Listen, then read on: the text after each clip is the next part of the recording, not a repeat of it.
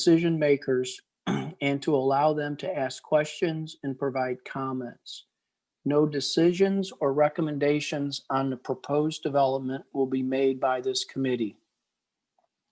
Any proposals for development you hear or see today are in the very early conceptual stages of planning without the city's Department of Planning and Public Works having the opportunity to review them. According discussion of specific details of any proposed development plan at this time are premature, as they are subject to change prior to the formal submission process.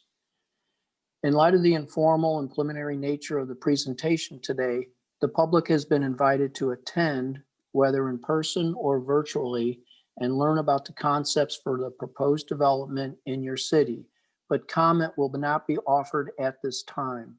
Any person interested in commenting on the proposals discussed today is encouraged to contact their elected representative and also take advantage of the numerous opportunities to speak before the Planning and Zoning Commission and the City Council when, if such occurs. The development is formally submitted for city consideration.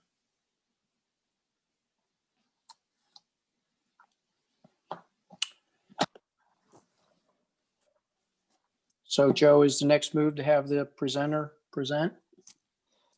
Well, Mr. Chair, what I would like to do record a couple of introductory comments with your permission. Sure.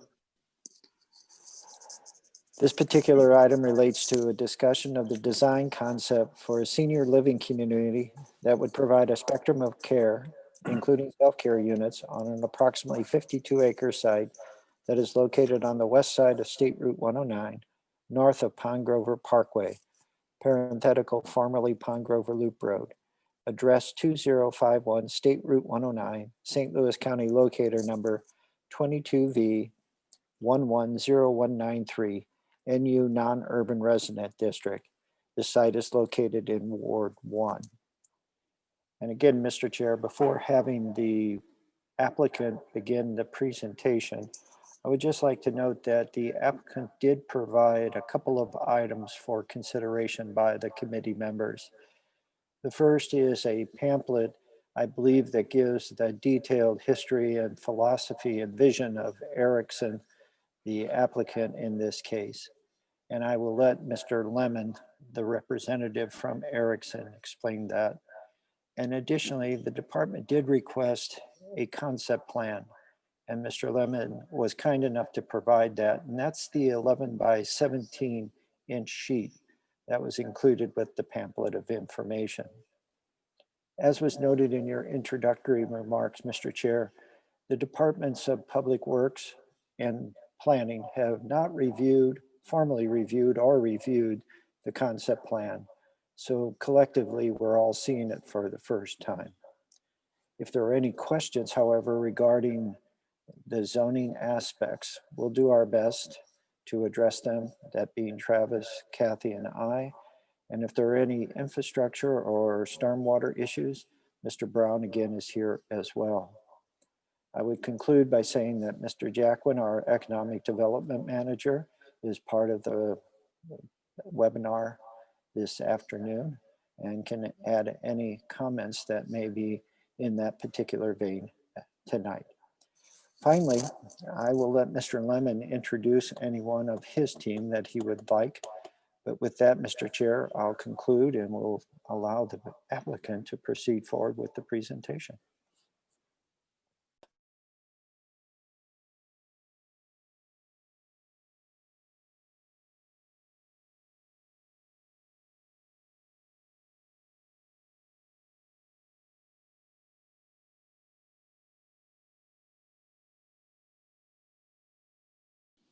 Okay, I'm sorry, can you hear me now?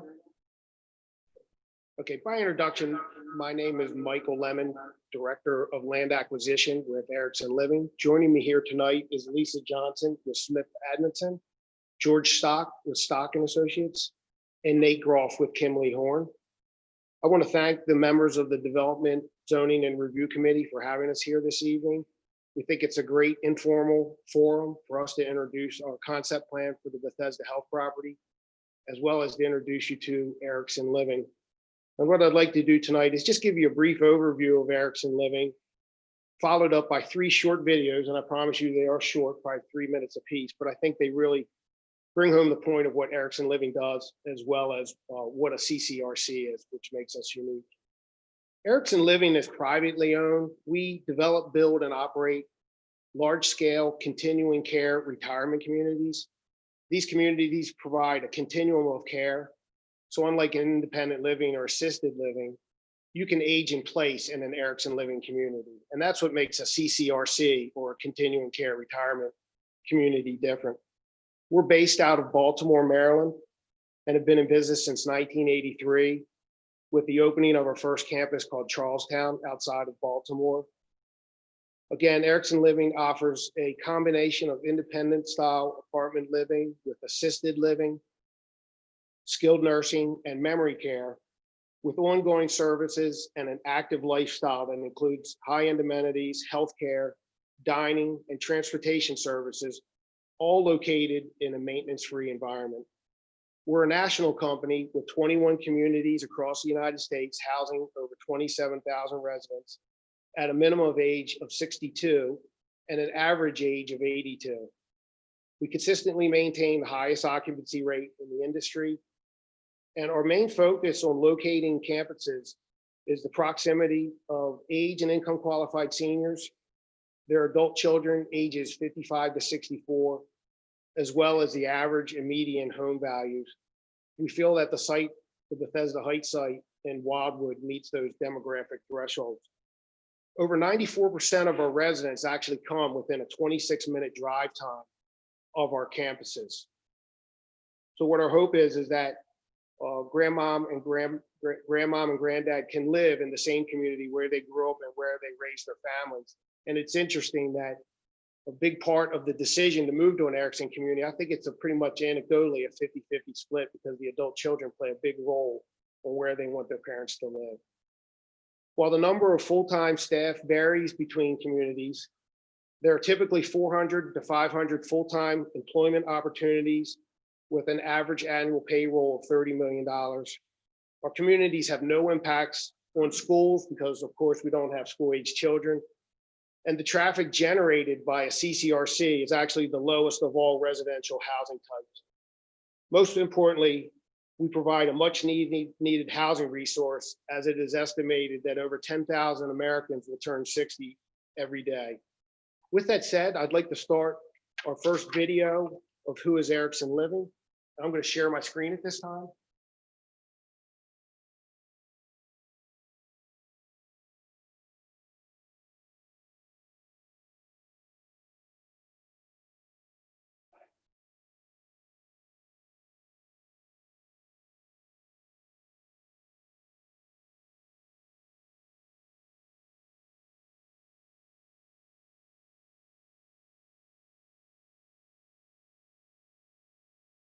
Bear with me.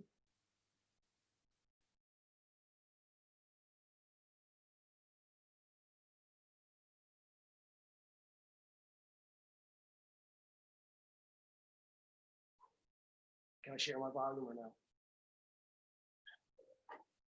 Can you share the volume? Can you hear?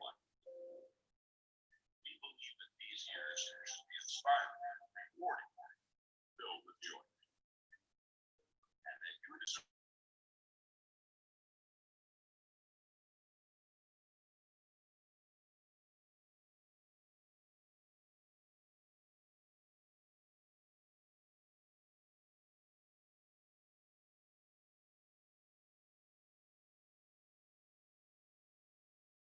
Bring them to life. Because we're not just in the business of building better retirement areas. We're in the business of helping people live better lives. And we've been doing it for more than 30 years. In 1983, we opened Charleston, our first campus-style community outside of Baltimore, Maryland, and introduced America to a whole new concept of senior living. Today, from Michigan to Colorado, Kansas, Pennsylvania, more than 22,000 people across the country call it Erickson Living Community home.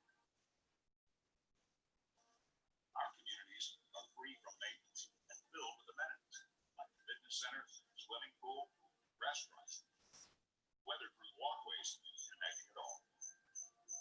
Enjoy active and independent living today with the confidence of knowing that a full continuum of care is available right on site.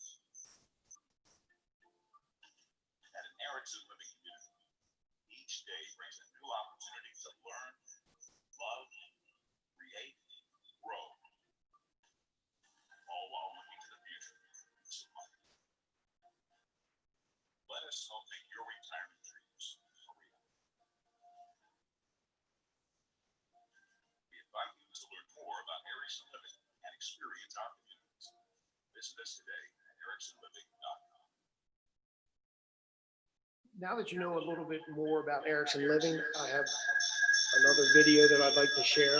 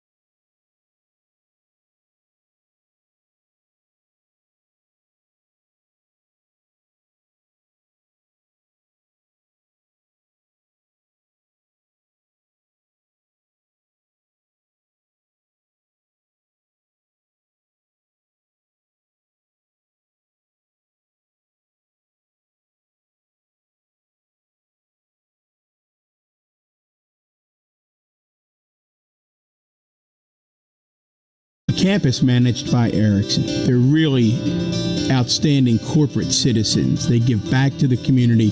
They make a difference for the community, not only in terms of the employment that they bring and the economic vitality that they bring, but the way that they really do enrich the lives of the people who live here. Our anniversary is coming up. We have lived Next week.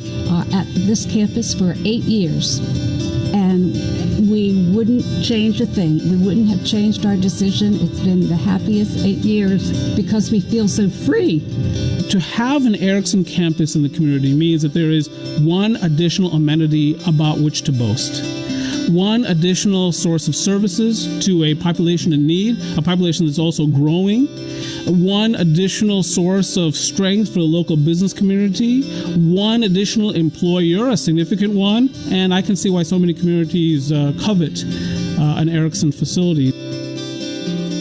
We don't just come in and build buildings. We manage communities, and we're invested in the greater community, and that's what we're all about. It's not just about the campus, but it is about the greater community and partnerships of working together. And we've seen it firsthand, the difference that we can make. People really need to take the time to see what Erickson offers the local community, that they're not just there to have the land and put up the edifice and have the revenue coming in. It's really about being part of the community and possibly making a difference. It keeps tax base here, and to the extent that people are able to live in communities that they are accustomed to, that they love, that helps local small businesses, that's not a bad thing. You get all of the additional revenue as a local community from taxes, and you get very little impact on the infrastructure. And that's, I think, another real selling point. So when an Erickson comes into a community and is able to provide housing for senior citizens, able to provide health services for senior citizens, that is a lifting of a burden from local government. And that means that there's more money left over in communities for roads, bridges, schools, public safety, so on and so forth. That's quality of life. People are very happy to see that they don't have to move so far away from where they've established a life in order to retire there. Erickson community gives back to the overall community because, we have volunteer groups that go out and help in the schools and are mentors to young people, or we have a group of volunteers that go off campus to the hospital down this road and are visitors down at the hospital. When I look at the resident population, for example, some of the communities, they're volunteering between 70 to 100,000 hours a year in volunteer hours, and those are just the ones that are recorded. Erickson's campus in Springfield, Virginia, was given a Community Partner Award, and Erickson received that award for working with NVLE, and not only in employing people with disabilities, but also partnering with us on all the things in the community that we work in, and also participating in future planning. They will be there for the long haul. That means jobs, that means economic development, and that means quality care for those that we love. Once Erickson settles into a community, the communities are thankful that Erickson is there.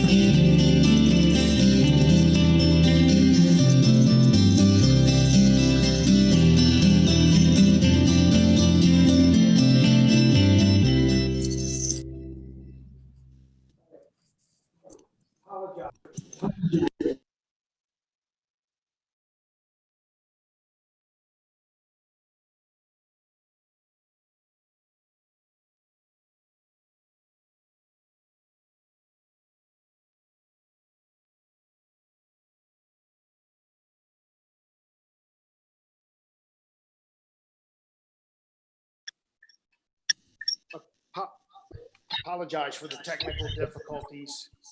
I'm gonna shut this off because I'm.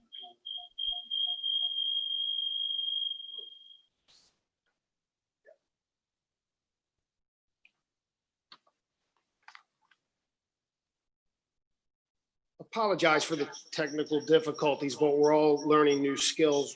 What I'd like to do next is to share the concept plan for the Bethesda Health property and walk through that plan. We're going to get that on the screen now.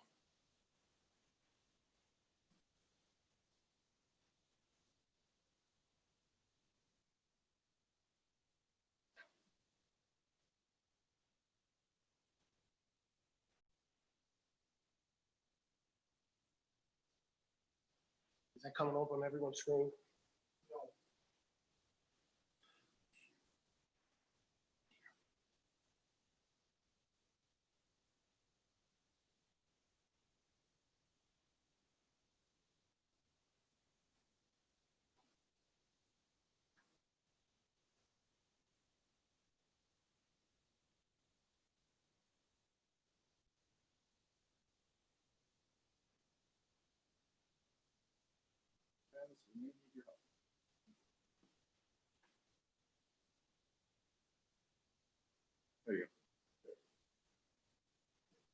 Can everyone see the screen, the plan? Okay, I apologize for the technical difficulties. The Bethesda Health property, those that are familiar with it, is located just west of Route 109 and north of Pine Grove Road. It's approximately 54 acres in size, excuse me. The plan includes 800 independent living units with 160 skilled nursing and memory care units, which are all surface park. The residential buildings are 4-story in size, with the 2 community buildings, which are 2-story in size. And I just want to remind everybody, this is a concept plan. It does not take fully into account existing topo or all the environmental features of the property, but it is a starting point. We conducted a site visit in February, and I think I shared with Lisa Johnson, it was like 10 degrees that day, and we walked the site, but this is our first chance of being able to come back to Wildwood. Typically, we include large self-imposed setbacks, so it takes into account all local jurisdictional setbacks, but ultimately our campuses are highly amenitized and well landscaped and buffered from the adjoining communities. But typically, we would start with a sales center, and then we would start with a sales center and then build what we call our community center. And then we would build the neighborhoods, the residential buildings around that community center. And typically we have community centers and restaurants for every 200 to 300 units. So on our typical campus, you'll have 4 community buildings and anywhere from 3 to 5 different restaurant choices. What makes Erickson unique is that all of our buildings are interconnected by weather-controlled walkways. So you could go from one building to another without having to go outside in the elements. That's an overview of our plan and what Erickson Living does. I again apologize that all the videos were not able to come through, but I just would like to open it up to any comments that anybody would have concerning Erickson Living and the plan that we have for the Bethesda Health property. Thank you.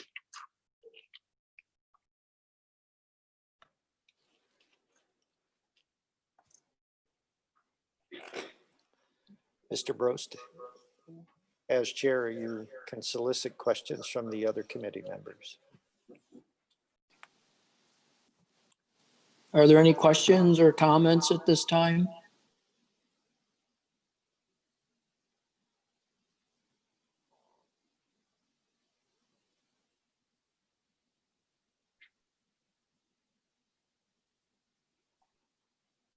Teresa?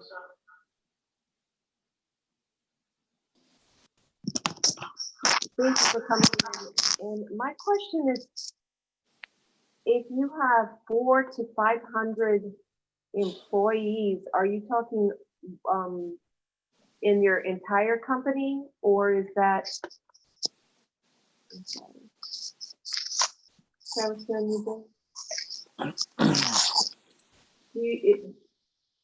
Are you talking in your entire company is 400 to 500 employees?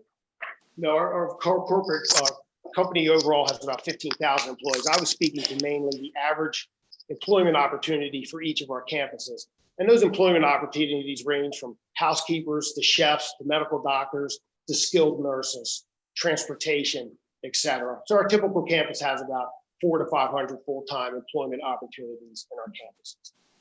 Does your assessment include the employees in the parking and traffic study? Yes, it does.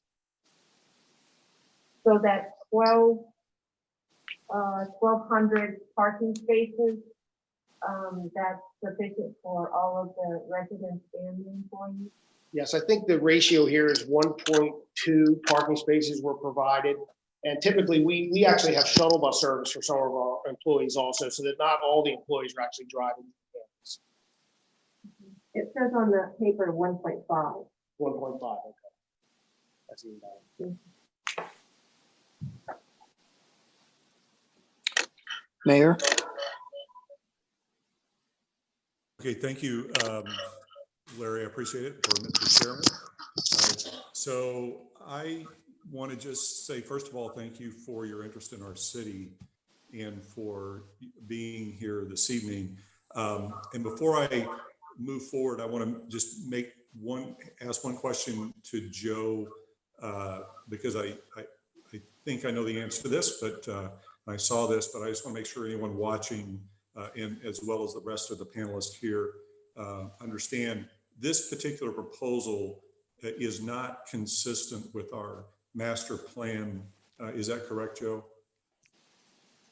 Yes, sir.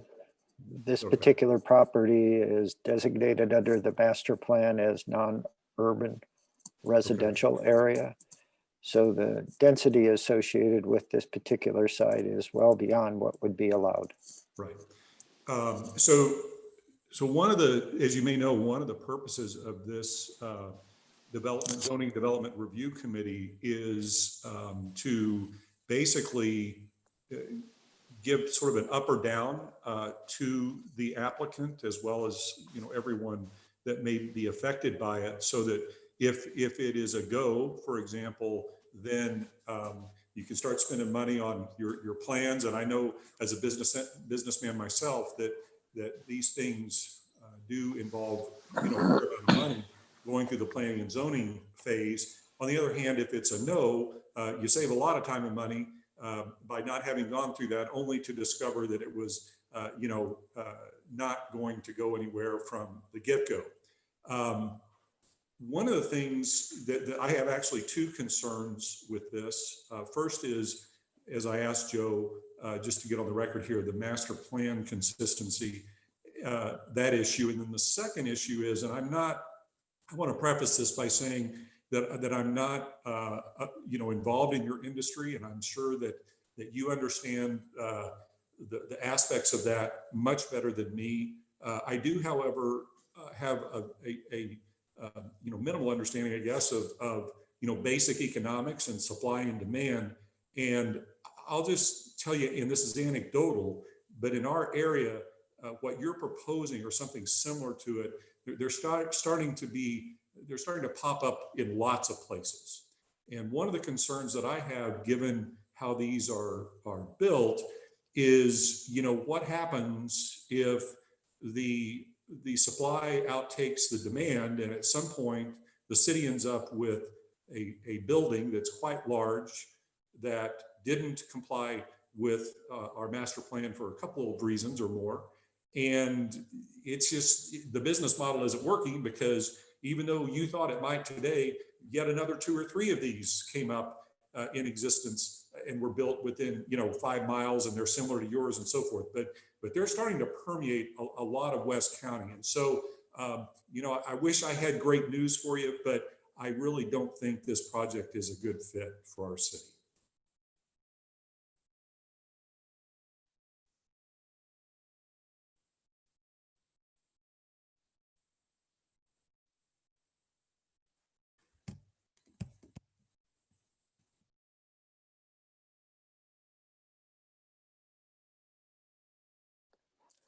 Mr. I'm not Bro- sure if I'm seeing everybody's hands, if anybody else has a hand up.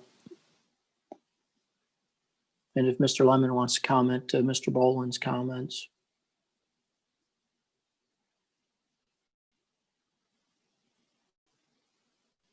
I just want to thank everybody for their time to hear about Erickson Living. I understand your concern, Mayor.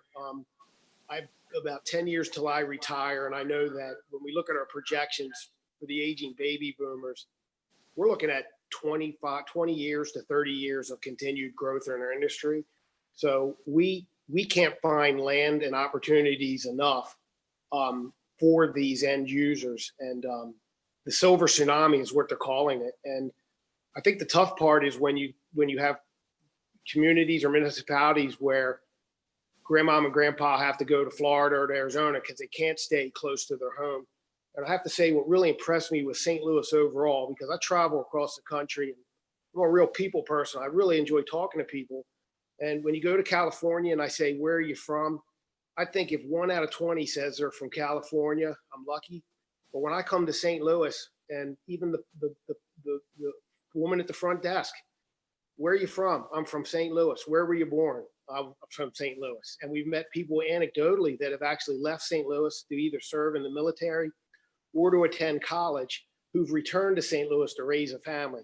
So I just wanted to make mention of that to you, that you should be very proud of the community in which you live, because everybody that I come across is very proud, to live within St. Louis. And maybe one day we can come back to the city of Wildwood when the silver tsunami, we haven't caught up with it yet, and we might be able to provide one of our communities. But I can't thank you enough for this informal forum. As a businessman myself, similar to you, that we get this up or down vote now, rather than finding out later after we spend money. So thank you very much. We really enjoy Wildwood, and now we're going to go enjoy dinner somewhere in Wildwood. So thank you very much for your time.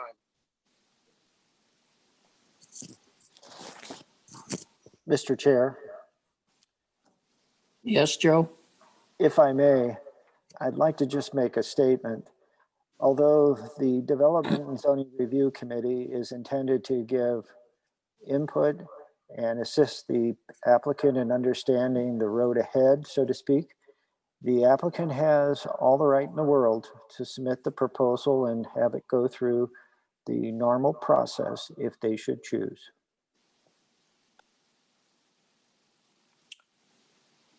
All right, thank you, Joe. Joe, could you just clarify the current zoning again for the property? It's currently zoned NU non-urban resident district, but under the master plan, the land use category is called non-urban residential area. So with those two items, the designation and the zoning, the skilled care component could be considered as a conditional use permit in the non-urban resident district if they are able to receive a certificate of need from the state of Missouri. The independent care units could occur as well, but only at a density of 1 for every 3 acres. So in a site like this, we're generally talking no more than 16 independent care units, not the number that has been proposed at 800. Okay, thank you. You're welcome, sir. Mayor? Thank you, Mr. Chairman. Just a question, Joe. Do you think it's warranted to have any type of motion from the committee? I mean, it would presumably be in the negative, and negative motions aren't really favored, but I just want to make sure before we close off, if you were looking for anything to close the loop, we could do that. If the committee would like to make a motion, I would recommend it be made with the wording or inclusive of the wording that the proposal is inconsistent with the conceptual land use category for the property and therefore not supported. So I would make that motion and add to that among other, and Travis, I can work with you on the wording of this, but as well as among other things that could be detrimental to the city in this particular space. So I would make that motion. Mr. Chair, we would need a second I'll second. and then a voice vote. So Travis, do you handle that, or who handles that? Mr. Brosa, if you'll just say all those in favor, all those opposed, et cetera. Okay, so not individual. Okay, Correct. yeah. All those in favor, please say aye. Aye. Aye. Opposed? Abstain? Mr. Chair, the motion presented has passed by a unanimous vote. All that is left to do is to adjourn, and I do want to thank Erickson Living for coming and presenting the matter to the committee. Okay. I guess Jim, was that a motion to adjourn? Seconded by Teresa. All in favor, say aye. Aye. Any opposed? Any abstain? I think we're adjourned. And 2 of you can't leave. We'll see you at 7 o'clock. Well, I can leave for a little bit. All right, bye. Yes, sir. And please note the link is the same link for this meeting as it is for the Planning and Zoning Commission meeting. Okay, so I can just stay on this link? Yes, or you can close out and click back through it again. Okay, all right, thank you. Thank you.